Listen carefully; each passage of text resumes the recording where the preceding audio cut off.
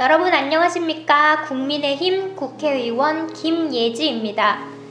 다사다난했던 2021년이 어느새 저물어 갑니다. 한 분 한 분 찾아뵙고 인사를 드리지는 못하지만 영상의정보고를 통해 여러분들께 인사드리게 되어 진심으로 기쁘게 생각합니다.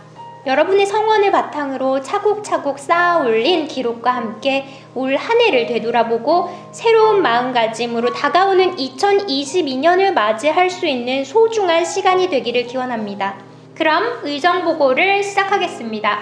첫 번째, 저는 현장에서 국민의 목소리를 경청했습니다. 편의점 상비 의약품의 점자 또는 음성 변환용 코드를 명시하도록 한 약사법 개정안을 대표 발의한 국회의원으로서 제약바이오협회 간담회에 참석해 실효성 있는 시행 방안에 대해 논의하는 것을 시작으로 서울시 장애인단체 추천 간담회에 참석해 오세훈 서울시장과 함께 장애인들이 겪는 어려움을 알리고 대책 마련을 요청했으며 소상공인 피해 보상을 위한 천막투쟁 현장에 격려 방문하는 등 각계각층의 어려움에 귀 기울였습니다. 또한 여당의 입법 독재와 정부의 실정을 지적하는 규탄 시위에 참가하여 거대 여당과 정부의 잘못된 정책에 고통받는 국민들의 목소리를 대변하고자 했을 뿐만 아니라 국립현충원에 방문해 한국전쟁 중 전사하신 호국 영령들의 영혼을 위로하고 모교인 국립서울맹학교에 찾아가 후배 청소년들의 고충에 공감하고 진로 상담을 돕는 등 사회적 소수자를 위한 활동에 집중했습니다. 이에 더해 장애예술단체, 장애인 직업재활시설, 장애인 인권단체 등 다양한 단체들이 토론회와 행사에 참석해 현장의 목소리를 경청하고자 노력했습니다. 두 번째, 저는 2021년도 국정감사에서 국민의 목소리를 전달했습니다. 문화예술 분야에서는 국립미술관과 박물관의 장애 관련 예산과 인력이 지나치게 적게 책정된 문제를 지적하고 대안을 요구했으며 장애인의 문화예술 향유권을 증진하기 위한 정부의 대책 마련을 촉구하고 게임을 비롯한 다양한 콘텐츠에 대한 장애인의 접근권의 제고를 요청했습니다.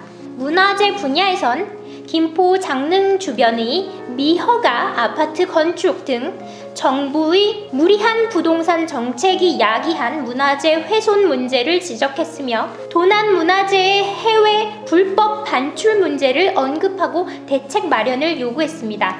이에 더해 국릉 무장애 공간 조성 사업의 문제점을 지적하고 사업의 내실 있는 진행을 요구했습니다. 이어서 관광 분야에선 장애인의 관광권을 보장하기 위한 인력과 예산 확대의 필요성을 언급하는 한편 장애인 및 저소득층 등 여행 소외계층이 근로자 휴가 지원 사업을 우선 이용할 수 있는 방법을 강구할 것을 요청했습니다.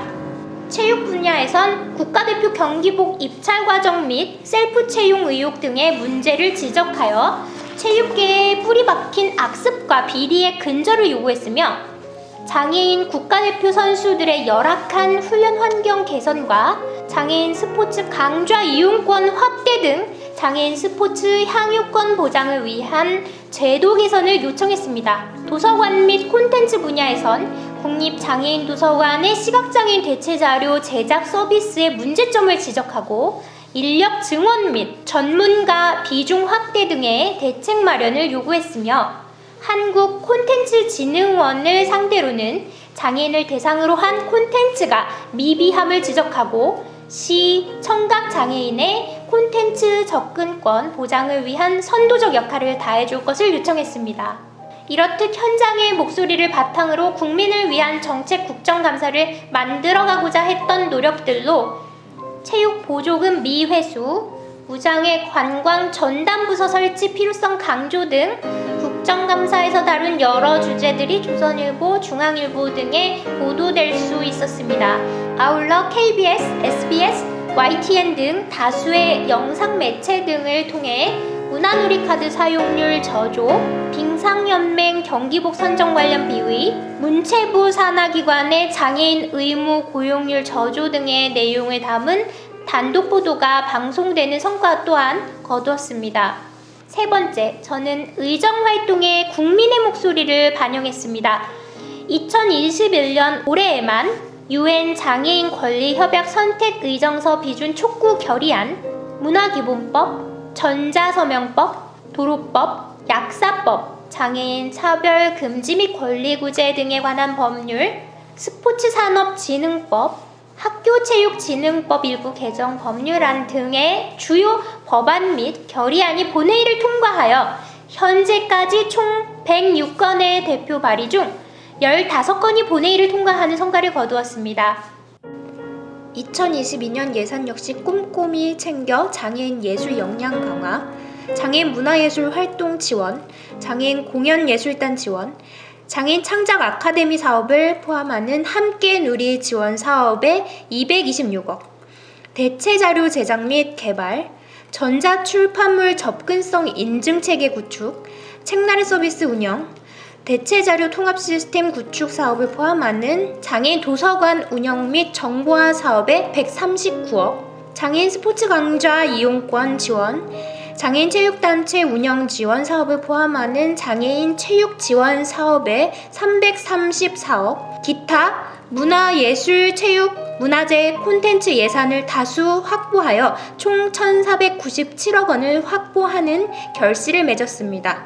그리고 이러한 의정 활동에 현장의 목소리를 반영하고자 중증장애인 생산품 우선구매 특별법 개정을 위한 정책 간담회, UN 장애인 권리 협약 선택의정서 실효성 보장을 위한 1, 2차 토론회, 예술인 복지 및 권리 보장을 위한 입법 간담회, 시각장애인의 필요를 반영한 장애인 활동 지원 서비스 제도 개선 정책 토론회, 시각장애인 안마 테라피 국회 체험 행사, 스포츠 마케팅 활성화를 통한 체육단체 재정 자립도 재고 국회 정책 토론회 등 총 7건의 토론회 및 간담회를 개최해 여러 분야의 당사자 및 전문가의 고견을 경청했습니다.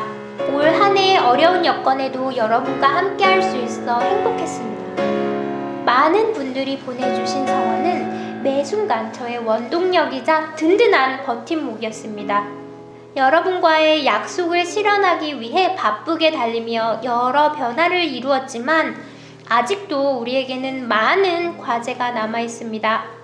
앞으로도 여러분의 메신저로 현장의 목소리를 경청하고 국민의 의견이 변화의 원동력이 되도록 최선을 다하겠습니다.